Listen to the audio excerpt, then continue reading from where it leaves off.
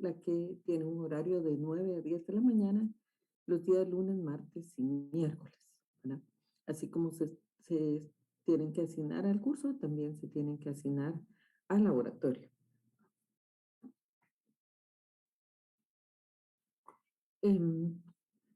Algo importante es que vamos a trabajar. Creo que casi todos los que están aquí, pues, ya recibieron clases conmigo.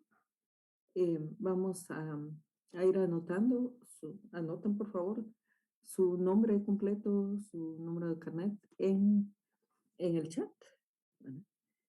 Em, pero también van a inscribirse en Classroom.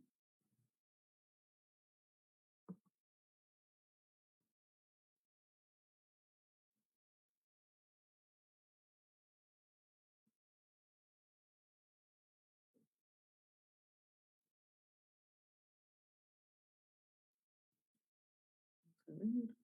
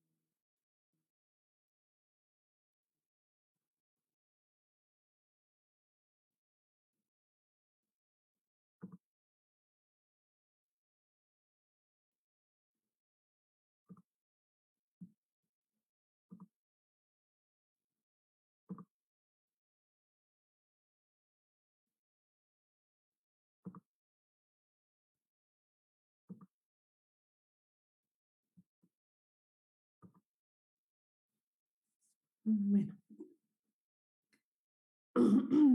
no sé si pueden ver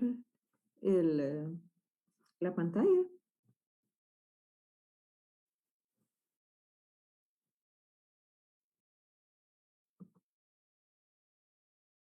Sí, ingeniera, ya se ve.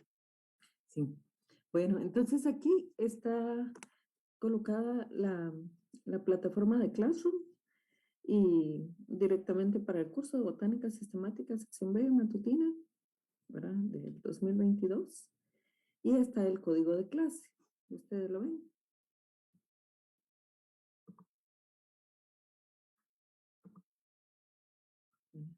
Aquí está el código, por favor, para que lo anoten quienes no lo tuvieran anotado. Aunque fueron datos que yo entregué a control académico, ¿verdad? A UTE, para que ellos les pudieran, pues lo pudieran anotar en el listado de enlaces para los cursos. Me dice Francisco Javier González que en el PDF de enlaces para docencia del primer semestre de 2022 de la facultad, obviamente, no aparece ningún link para esta reunión. ¿Es así?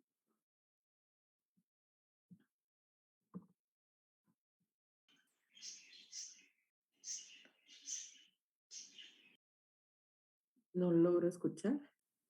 Sí, ingeniera, en mi caso tampoco encontré el link para ingresar. Tuve que escribir el código para poder estar en la reunión de ahorita. No aparece el link, pero sí aparece un, Sí, un código, digo. un código. Es con ese código que entran. Es con ese código que entran.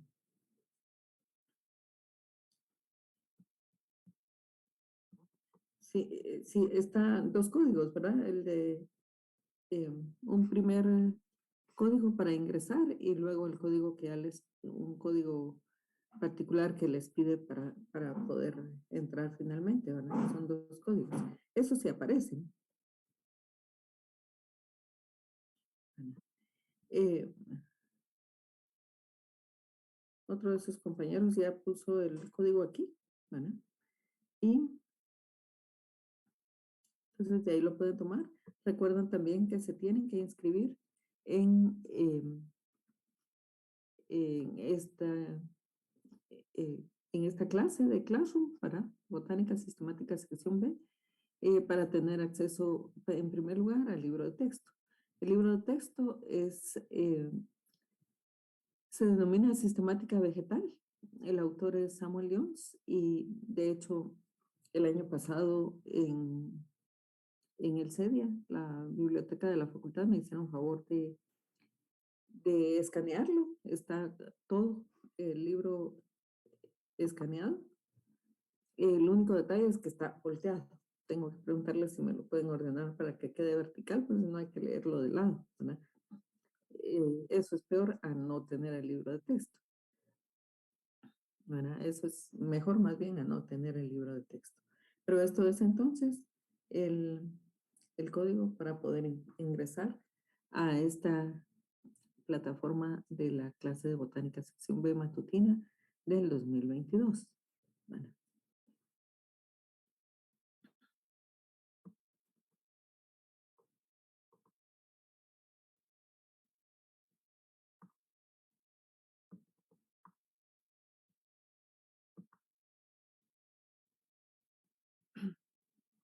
aquí sus compañeros pusieron algunos datos, o Rafael que puso el link, ¿verdad?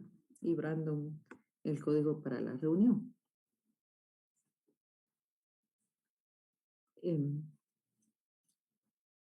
Bueno, el día de hoy todavía no hay muchos estudiantes, pero sí vale la pena que comencemos ya con por lo menos la presentación básica del curso, ¿verdad? Del curso de botánica sistemática. Botánica sistemática es una rama de la botánica en general, ¿verdad? ¿Alguien recuerda que estudia la botánica en términos generales? ¿Cuál es el campo de estudio de la botánica?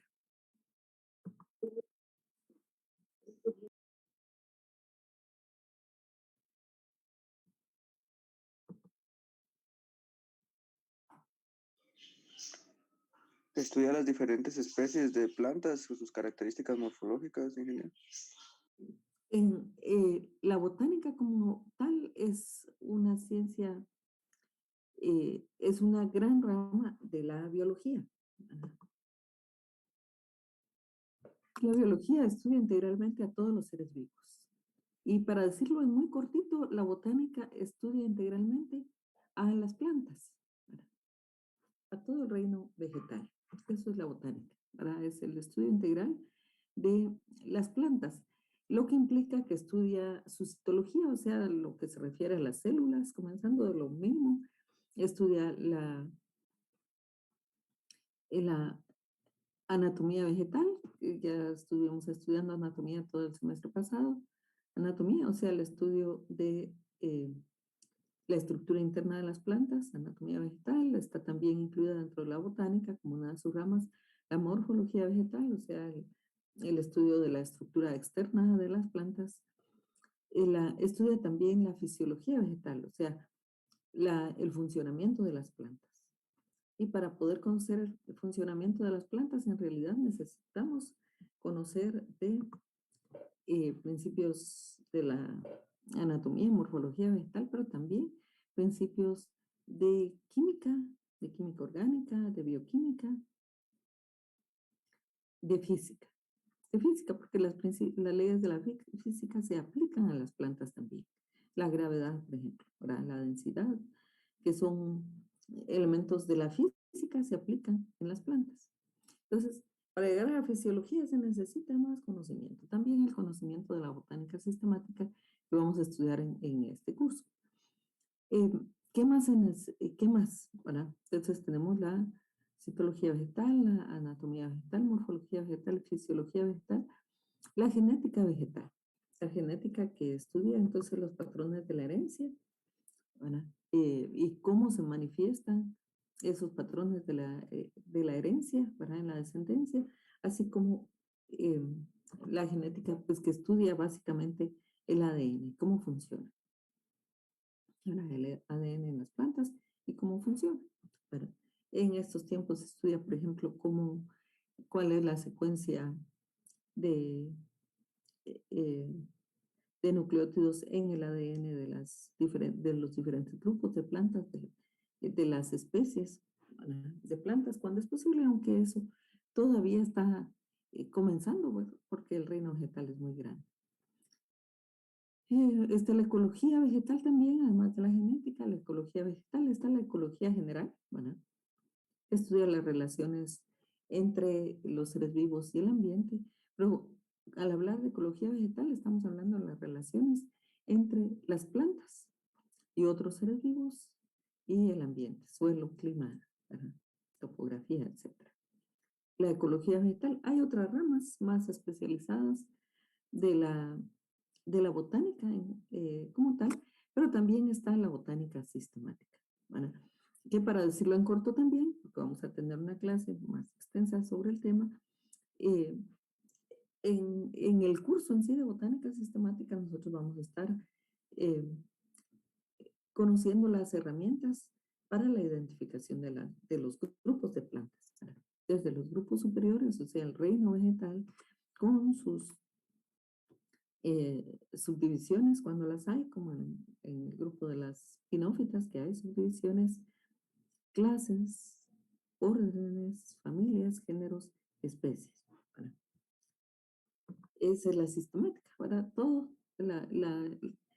como ustedes acaban de escucharme, ¿verdad? Hablar de reino, de visión, clase, orden, familia, género y especie, en al para hacer la clasificación de las plantas usamos categorías, que nosotros llamamos categorías taxonómicas.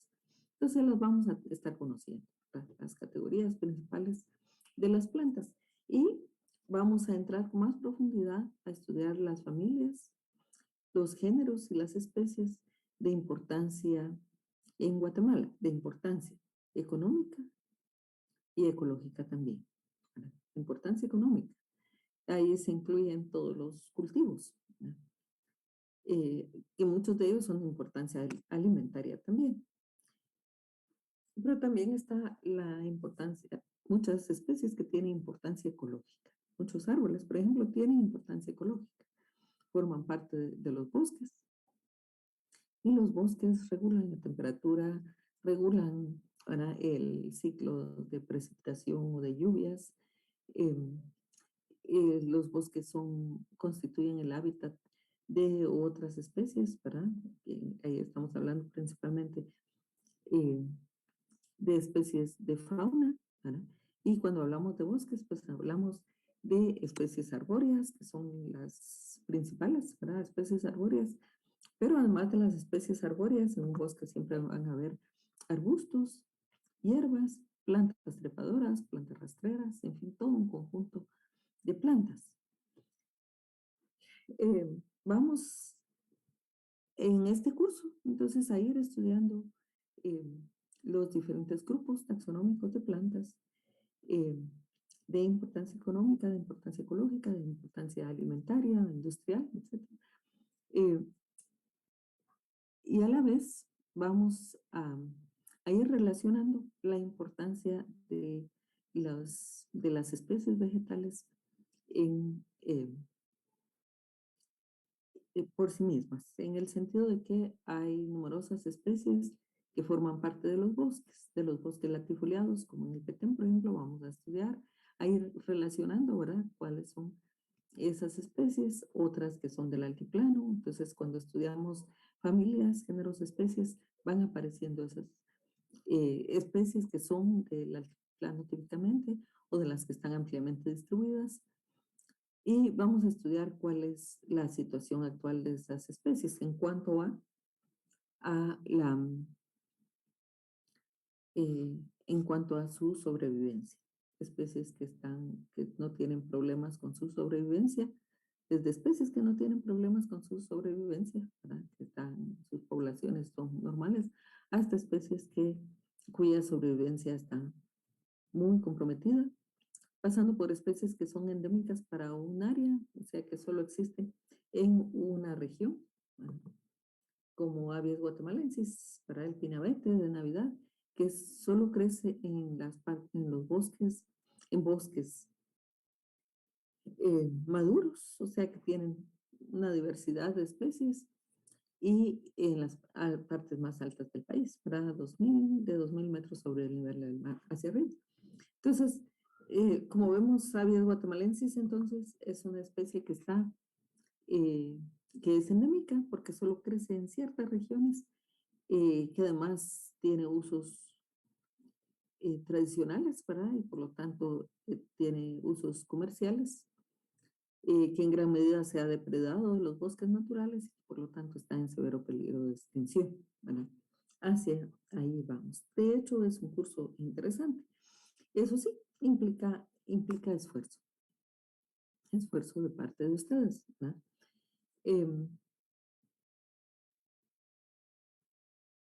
Porque vamos a hacer uso del análisis, para análisis uno lee, comprende trata de comprender lo que está leyendo para poder hacer un análisis. Pero en este curso también se usa la memoria, porque hablamos de que vamos a trabajar con las categorías taxonómicas, desde reino, Asia, especie, y ahí hay características que aprenderse, hay nombres que aprenderse, nombres de familias que aprenderse, de géneros, de especies. Ahora se espera que ustedes conozcan eh, que ustedes conozcan las, eh, las especies que tienen importancia económica alimenticia, por ejemplo, todas las verduras, ¿verdad? La zanahoria, la papa, el whisky, el ayote o los ayotes, porque son varios, y que sepan los nombres científicos. De las frutas también, ¿verdad? La pera, la manzana, los bananos, etcétera, etcétera, de plantas industriales como la caña de azúcar, ¿verdad? De las plantas que producen granos, ¿verdad? El maíz, el arroz, el trigo, ¿verdad? Eh, la avena, eh, de las leguminosas que tienen importancia económica, ¿verdad? Por ser alimenticias como el frijol, la soya, ¿verdad? Las arvejas. En fin, ¿verdad? Hay numerosas especies de las que se espera que ustedes lleguen a conocer los nombres científicos, eh, porque se usan constantemente. ¿Y eso qué implica? Tienen que hacer uso de la memoria. Y no de la memoria de la computadora ahora, sino que de la memoria que está aquí. Con una gran ventaja. Y es que la memoria de los seres humanos tiene la capacidad de expandirse y expandirse. Mientras más la preparamos, ¿verdad? Y más la alimentamos con información, pero no es con información que leo yo un nombre y ya se me quedó, es de que repito varias veces para que ese nombre se me vaya quedando. Ahora es más fácil, puedo estar viendo las plantas, las fotografías en la computadora, eso sí me puede ayudar bastante, y voy aprendiendo los nombres. Se usa la memoria entonces, ¿verdad? Se usa la memoria. Eh, cuando en la primaria les estaban enseñando las tablas de multiplicar, que 1 por 1 es 1, 1 por 2 es 2, y que era 8 por 5, 40, en fin, todas las tablas. Lo que estaban haciendo los maestros era ayudándoles en el desarrollo y la expansión de su memoria. Cuando se aprendieron los ríos y los lagos, en fin, estaban expandiendo su memoria. Y en este curso también van a estar expandiendo su memoria. Entonces también se se utiliza bastante la memoria y también la comprensión de lectura, el análisis, etc. ¿Cuáles son algunos de los temas fundamentales que vamos a tratar en este curso? Pues para comenzar, vamos a tratar temas como cuáles son los conceptos necesarios. ¿Cuáles son conceptos necesarios? Conceptos básicos. Ya me escucharon mencionar algunos conceptos básicos, como el concepto de biología, el concepto de botánica, los conceptos de anatomía, morfología vegetal, ecología vegetal, genética vegetal, fisiología vegetal, ecología vegetal, por ejemplo. Esos son conceptos básicos importantes. Vamos a ir aprendiendo otros conceptos básicos que están más relacionados con lo que es la botánica sistemática. La definición botánica sistemática, por ejemplo, y les voy a mencionar a continuación algunos de los temas importantes y ahí van a ver que hay otros conceptos. ¿Vale? Por ejemplo, bueno, vamos a estudiar la importancia del curso de botánica sistemática en la formación de los ingenieros agrónomos y de las ingenieras agrónomas, pero también en la vida profesional. ¿Cuál es la importancia? Los antecedentes históricos de los sistemas de clasificación. Vamos a estudiar la historia de los sistemas de clasificación, ¿verdad? La historia de cómo el hombre comenzó, ¿verdad? Desde prueba y error con plantas alimenticias, plantas que son tóxicas, plantas que pueden ser utilizadas para fabricar ropa, para casas, ¿verdad? Para los techos, para las paredes, para plantas tintorias. En fin, esa fue la clasificación básica y de ahí hasta ahora que llegamos, ¿verdad? A tener un reino, subreinos, clases, órdenes, familias, géneros, especies y categorías eh, inter, eh, intermedias. Luego de estudiar la historia de la clasificación, vamos a estudiar lo que es la nomenclatura botánica y ahí va uno de los conceptos, ¿verdad? ¿Qué es la nomenclatura? La asignación de nombres a las plantas, pero eso vamos a estudiarlo en despacio. Vamos a estudiar también principios de taxonomía vegetal, ¿verdad? La taxonomía vegetal da principios, da normas para la asignación de nombres a las plantas y para todo lo que es en realidad la sistemática vegetal. Vamos a estudiar también la evolución de las plantas y esa evolución está relacionada con el ambiente. Ha habido evolución de las plantas, hay variación en las plantas porque y en todos los seres vivos hay variación. Vamos a poner un ejemplo. En una familia, aunque todos los hijos se parecen, no son exactamente iguales.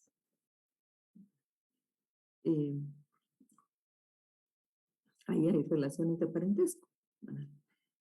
Y hay variación. Hay relaciones de parentesco, todos están estrechamente relacionados, ¿verdad? Los genes se los dieron a todos los hijos, se los dieron la mamá y el papá, ¿verdad? Los mismos, y tienen los mismos ancestros, ¿verdad? De abuelos, de bisabuelos, etc.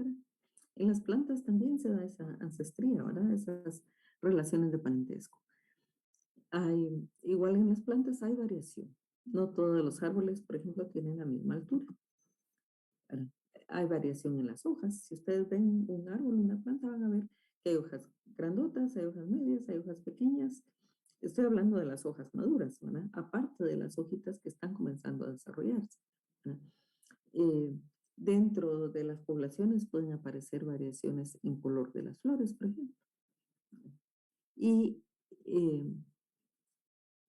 en los claveles, en las rosas, de gran variación de colores, que no necesariamente estamos hablando de que cada variación de color que aparece es una especie diferente, ¿no? Igual que nosotros, ¿verdad? Que tenemos piel de diferente color, todos somos Homo sapiens. En las plantas también, ¿verdad? En las plantas también hay variación. Hay variación en la altura de la planta, hay variación en el número de ramas que van a tener, que hay mucha variación. Puede haber variaciones, decía, en el color de la flor. Va a haber variaciones en el color del fruto, eso dado por la cantidad de luz que puede recibir el fruto, pero también hay características genéticas, ¿verdad? El amarillo que puede ser más intenso, más verdoso, ¿verdad? Etcétera. En las naranjas, en el color de la naranja hay gran variación de color en el fruto, ¿verdad? Pero sin embargo, ellos son citrus sinensis. Bueno, entonces vamos a ver en dónde están los límites también entre una especie y otra, porque eh, hay cada especie tiene sus límites bien establecidos, aunque en el caso de las plantas se da el caso de la formación de híbridos entre especies que son muy cercanas entre sí. Lo hacen los pinos, lo hacen los encinos, muchas orquídeas, ¿verdad? Muchas gramíneas que se cruzan fácilmente entre sí porque son especies estrechamente relacionadas. Entonces vamos a estudiar la evolución. Los principios de la evolución son básicos para entender los sistemas de clasificación actuales de las plantas porque los sistemas de clasificación están basados en las relaciones evolutivas de las plantas y, y por lo tanto están basadas en las relaciones de parentesco que hay entre las plantas. Hay un problema a la hora de establecer esas relaciones evolutivas porque en el caso de las plantas y de todos los seres vivos, conocemos la evolución de los seres vivos a través de fósiles. En el caso de las plantas, ¿qué creen ustedes? ¿Qué partes de las plantas pueden fosilizarse de mejor manera? Digan ustedes. El tallo. El tallo, los tallos leñosos, ¿verdad? Los tallos leñosos. ¿Qué más? Los tallos leñosos. Las raíces. Las raíces leñosas también. Estróbilos. Los estróbilos, o sea, las estructuras reproductivas también. Los estróbilos, si son leñosos. También para algunas semillas que tienen testaduras, los granos de polen también, ¿verdad? Porque los granos de polen están preparados para ser trasladados por el viento muchas veces o por insectos o que pasen por el tracto de un ave, ¿verdad? Eh, pre, previo y cuando salen, si esas semillitas son colocadas en suelo, por ejemplo, van a germinar sin problemas, pero en el tracto del ave hay ácidos fuertes, ¿verdad? Entonces, las capas protectoras, por ahí les hablé de las semillas, para ahí sus testas, pero en las capas, el polen tiene capas protectoras que lo protegen contra eh, cambios fuertes de temperatura, cambios fuertes de presión, eh, cambios químicos como de ácidos y bases. Y entonces hay granos de polen que también se han fosilizado. Tal vez el caso más importante que hay es el hecho de que se han encontrado granos de polen fosilizados de palmeras, pero en la Antártida. En la Antártida, ahora en el Polo Sur. Cuando se haya logrado llegar a la capa de suelo del Polo Sur, ahí se encontraron granos de polen fosilizados de palmeras. Y eso, pues claro, da la indicación de los suelos, de lo que actualmente es el Polo Sur, hubieron palmeras. Ahora les voy a preguntar, porque aquí viene esa parte de análisis, ¿verdad? En el Polo Sur, entonces, hay fósiles de palmeras. ¿Eso qué quiere decir? Que hubieron palmeras que estaban adaptadas, ¿verdad?, a las condiciones de frío, de bajas temperaturas, de hielo que hay en el Polo Sur, o que el, eh, esa masa de continental que hoy es el Polo Sur estaba ubicado más cerca del Ecuador y por lo tanto tenía condiciones de clima diferentes. ¿Cuál de los dos les parece correcta? ¿Les parece correcto? La segunda, que estaba más cercano al Ecuador. Estaba más cerca del Ecuador. ¿Alguien más? Yo también coincido con esa. Yo considero que en la prehistoria, o sea, antes de que cayera, o sea, desde un punto de vista evolutivo, o sea, de la formación del mundo, antes no había hielo y nada de eso, entonces creo que luego de la congelación quedaron todos esos restos, pero es mi opinión, pues. Ujú, bueno, vamos a estudiar, bueno, cuando estudiemos, sí, vamos a estudiar una teoría que hoy ya es una realidad, para que es eh, la teoría de las placas continentales, que de hecho sabemos, ¿verdad? Que en los continentes pues hay grandes masas como formadas por placas continentales, ¿verdad? La placa de América del Norte, hay placa de América del Sur, está la placa del Caribe y está la placa de Cocos. En el caso de Guatemala, está ubicada entre tres placas, de ahí todos los temblores y los terremotos, ¿verdad? La placa de América del Norte, la placa del Caribe y la placa de Cocos, ¿verdad? Que coincide en el caso de Guatemala, ¿verdad? Del río Motagua para arriba, o sea, lo que es eh, Baja Verapaz, Alta Verapaz, el Petén, ¿sí? Está en la placa de América del Norte. Bueno, prácticamente Izabal, todo está en la placa de Cocos y el resto de Guatemala, ¿verdad? Está perdón, este está en la placa del Caribe y hay una porción de Guatemala, especialmente en el Océano Pacífico, que está en la placa de Cocos. Eso es en el caso nuestro. Y están todas las placas continentales de África, de Europa, de Asia, de Oceanía. Hay varias placas continentales. Se considera que hace muchos millones de años era una sola masa continental. Una sola masa continental y estaba ubicada en un lugar, ¿verdad? Más o menos al centro de lo que es en el Ecuador. Y esas placas continentales poco a poco se fueron separando. Primero se separó toda la masa, que era Pangea, así es llamada, en dos. Eh, Después, que fue la Eurasia de Gondwana, después cada una de esas grandes placas se fue separando en otras más. ¿Verdad? La de la Eurasia se separó en lo que es América del Norte, de lo que es Europa y Asia, que quedaron juntas, ¿verdad? En Gondwana se separó América del Sur de África.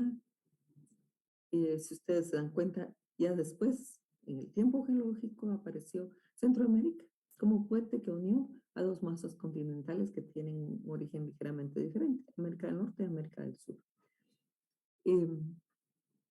Lo que es actualmente la India se separó de la masa continental de África y fue a dar al sur de Asia.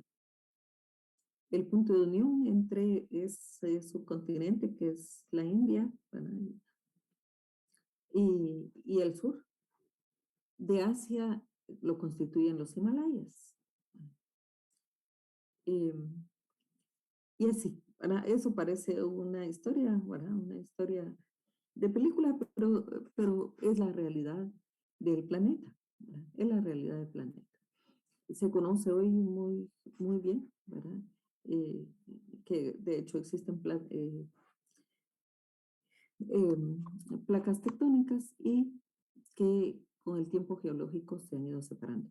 Ahora, aquí vamos a estar hablando muchas veces de tiempo geológico, ¿verdad? De tiempo, lo que ocurrió hace 200 millones de años, lo que ocurrió hace 500 millones de años, lo que ocurrió hace 3000 millones de años. Y dentro de ese proceso evolutivo también está, eh, por ejemplo, la aparición del Homo sapiens. ¿Alguien sabe más o menos cuánto tiene el Homo sapiens de estar presente en el planeta como especie, como tal? Bueno, se los dejo de tarea para mañana ahora, pero ahí sí pueden ver en el internet más o menos. ¿Verdad? ¿Hace cuánto tiempo apareció el Homo sapiens? Y entonces vamos a estar hablando de evolución constantemente. Hay algunos que me dirán, bueno, según mi religión, Dios creó el universo y todo lo que existe en 7 días. Pero hay que comprender que fue en tiempo geológico, ¿verdad? No son 7 días de 24 horas, es tiempo geológico. Yo también soy religiosa, ¿verdad? Y en realidad no tengo ningún problema con el hecho de que la evolución existe. Solo basta ir a algunos museos, ¿verdad? Y encontrar todos los fósiles de especies que existieron en el pasado, pero que ya no existen, y en su lugar existen otras más. Pero hay otro hecho que es religioso y es relevante, ¿verdad? Y es que cuando se dice Dios creó el cielo y la tierra y descansó al 7º día y prácticamente se quedó descansando, ¿verdad? En lo que a creación se respecta. Y la verdad, pues cuando uno observa, ¿verdad?, la historia evolutiva de los seres vivos, se da cuenta que el proceso de creación continúa. Es simplemente eso, ¿verdad? El proceso de creación es un continuo, ¿verdad? Nosotros mismos, la vida de cada uno de nosotros es un proceso de creación. La creación se sigue dando, ¿verdad? Bueno, entonces en esos términos vamos a estudiar lo que es evolución, la variación entre las poblaciones de plantas, ¿verdad? Eh, eh, Vamos a estudiar también, aparte de la historia evolutiva de las plantas, vamos a estudiar lo que es ya la sistemática en sí. La sistemática de las pinófitas o eh, gimnospermas, o sea, los pinos, los cipreses, las araucarias y todos sus parientes, ¿verdad? Ellas están dentro del reino vegetal, dentro de la división pinófita. Hay 3 subdivisiones ahí, ¿verdad? Cicádice, Pínice, Nétice, y luego ya siguen las clases, y para cada clase los órdenes, familias, géneros y especies. Pues vamos a estudiar primero las gimnospermas o pinófitas, ¿verdad?, que en el planeta van quedando pocas especies. Voy a usar mi memoria, pero si mal no estoy, están quedando 12 familias nada más. 12 familias. Eh, Muy pocas familias. Naturalmente va declinando, ¿verdad?, el número de especies, el número de familias, porque ellas existen desde hace mucho tiempo en el planeta, ¿verdad? Entonces, eh, ellas fueron hace 200 millones de años, las pinófitas eran las plantas predominantes en el planeta. Pero hace más o menos 130 millones de años, más o menos, en el Cretácico, aparecieron las primeras plantas con flores, y ahora obviamente son las plantas con flores las dominantes en el planeta.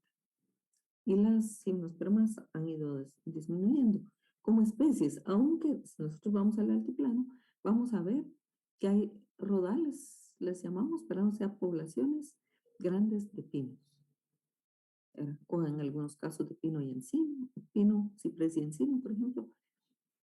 Pero en el altiplano todavía encontramos muchos pinos de diferentes especies, ¿verdad? Muchos pinos. Son las especies predominantes en muchos de los bosques del altiplano, ¿verdad?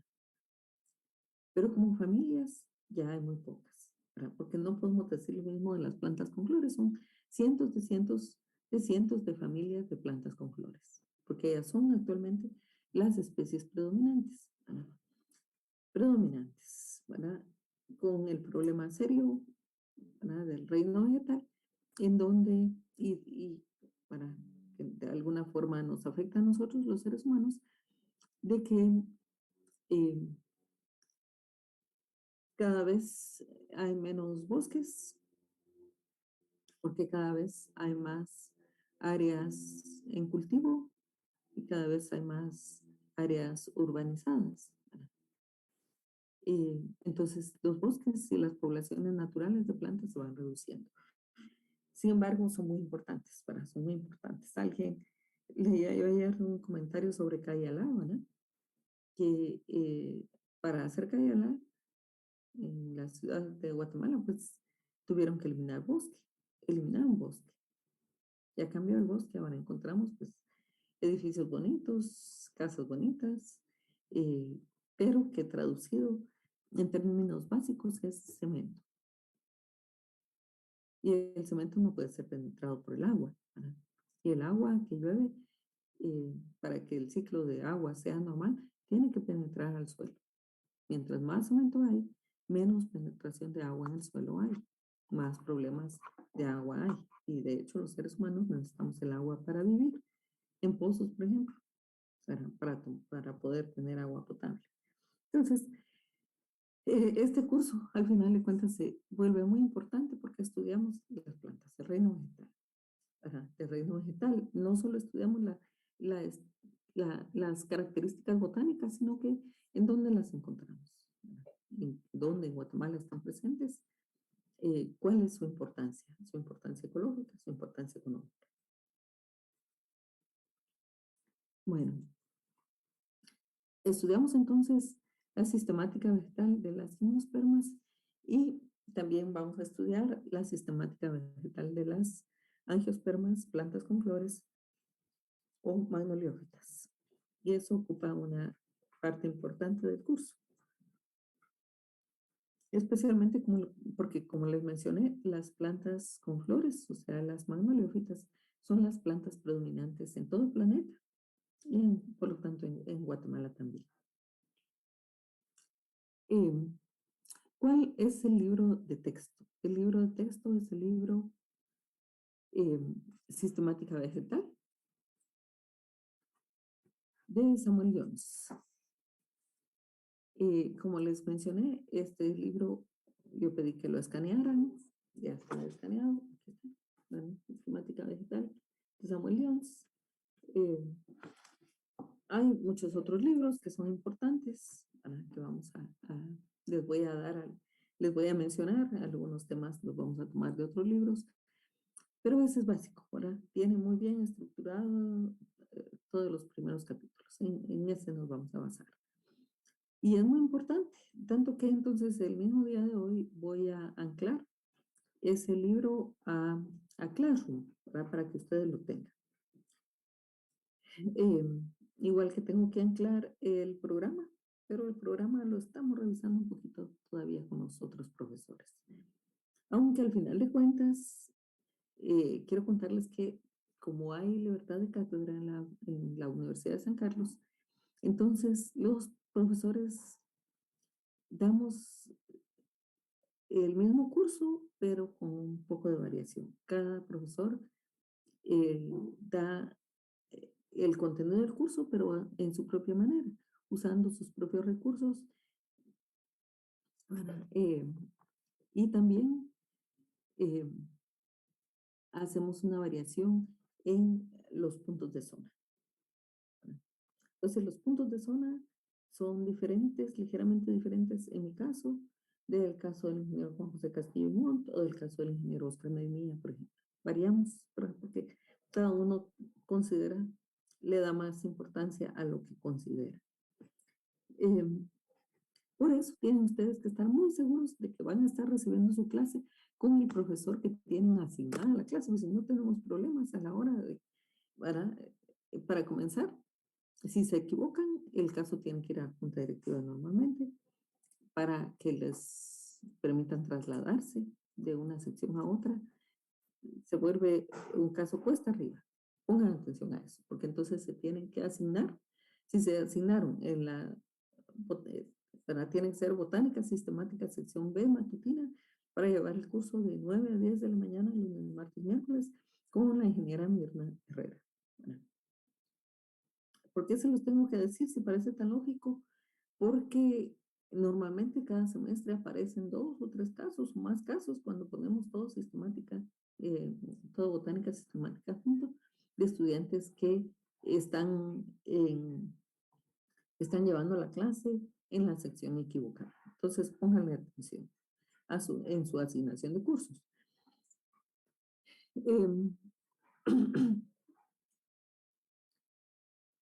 ocupé bastante del tiempo entonces en hacerles una descripción de lo que es el curso de botánica sistemática.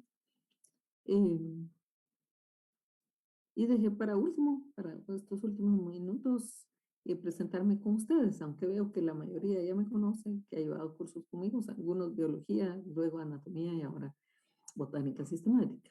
Algunos llevaron solo anatomía y deben de haber algunos que no han llevado cursos conmigo. Yo soy ingeniera agrónoma y maestra en ciencias. Mi nombre es Mirna Etel Herrera Sosa. Soy egresada, ingeniera agrónoma egresada de la Facultad de Agronomía en 1983, mucho antes de que ustedes estuvieran considerando nacer. Y realicé mis estudios de posgrado, una maestría en botánica, ¿verdad? Y fruticultura en Rutgers University, que es la Universidad del Estado de Nueva Jersey. Fui allá 3 años y medio en total, para primero estudiar inglés, 6 meses, 8 meses, y después ya estudiar la maestría. Si usted, ¿verdad?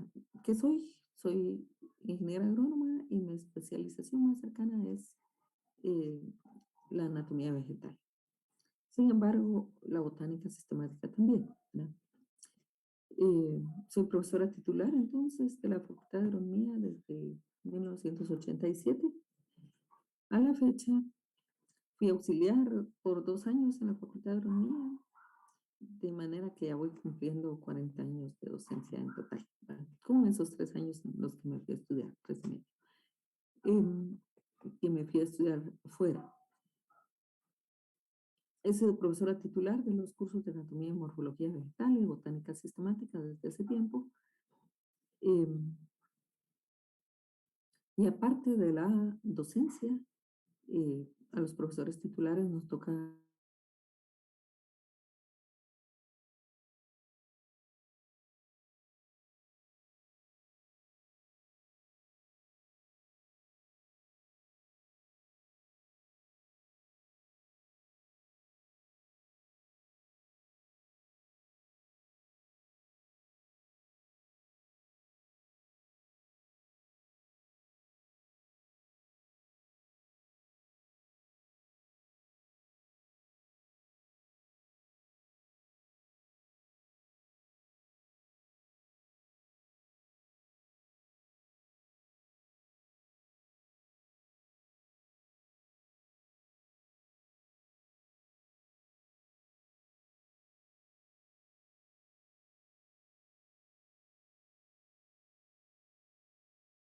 para existir. La diversidad de cada una de esas especies, una de las que estudiamos fue el pericón, taguetes lúcida. Entonces, buscamos en Guatemala las poblaciones de taguetes lúcida que hay, ¿verdad? Las caracterizamos, las estudiamos y después comenzamos a estudiar su propagación y cómo llevar esa especie a cultivo, ¿verdad?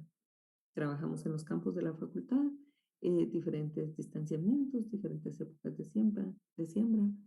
Fuimos manejando riego, por ejemplo, la aparición de plagas, no aparecieron plagas, pero sí enfermedades, y la cosecha. La cosecha es, pues, generalmente se tiene que secar la planta, ¿verdad? Entonces, ¿cuál es la relación de peso fresco a peso seco? Y es una relación muy grande, ¿verdad? De 8 quintales de peso fresco a 1 de peso seco. Pero en las plantas medicinales como el pericón, para hacer té, por ejemplo, no se usa los tallos, solo las hojas y las flores, las inflorescencias. Entonces la relación se vuelve como 14 a 1. 14 quintales en fresco para 1 en seco. Eso es importante porque nos lleva finalmente a cuál va a ser el costo de 1 quintal de material seco, de hojas que contiene hojas y flores de pericón. Tenemos que tomar en cuenta esos 14 quintales, ¿verdad? Y cuánto costó la producción de esos 14 quintales. Ahora, tienen que saber que en una cajita de té de pericón o de cualquier té, normalmente van 30 gramos bueno, en cada sobrecito van 30 gramos de ingrediente activo, 30 gramos de ingrediente activo, que es muy poquito. Entonces, eh, eso es, ¿verdad? Es una parte de lo que he estudiado, la domesticación de especies silvestres. Y como soy anatomista vegetal, también me tocó cambiar un poco, ¿verdad? Actualmente dirijo el laboratorio para identificación y descripción de maderas. Y entonces desde el 2004 que hemos venido trabajando con la caracterización integral de especies arbóreas en peligro de extinción. Entonces, hay otras investigaciones que he hecho también, el cardamomo, por ejemplo, y otras especies que fueron mis primeras investigaciones. Les haré una presentación de eso. Una pregunta, ingeniera, disculpe, una pregunta fuera del tema. Para la sección, o sea, disculpe, yo sé que ya estoy en tercer semestre, pero tengo una duda. Las secciones A y C son para carnets pares o impares. Normalmente A y C son para carnets impares. Eso les causa problema, ¿verdad? Y la sección Sí, B y D es para carnet pares. ok, muchas gracias. A y C, impares. B y D, pares. Se los estoy diciendo, ¿verdad? Pero ustedes tienen que revisar en las instrucciones de la facultad, ¿verdad? Sí, estoy en lo correcto, ¿verdad? Normalmente ha sido así. A y C, Ingeniera, ¿y si yo quisiera estudiar con usted y soy impar? se va a meter en un problema serio. Mm, bueno, gracias. Bueno, es que, bueno, yo doy una sección par, o sea, doy la sección B de 9 a 10 y la sección A de 10 a 11. Ujú, Ya yo ok, sí doy una sección a impares, que es la sección gracias. A.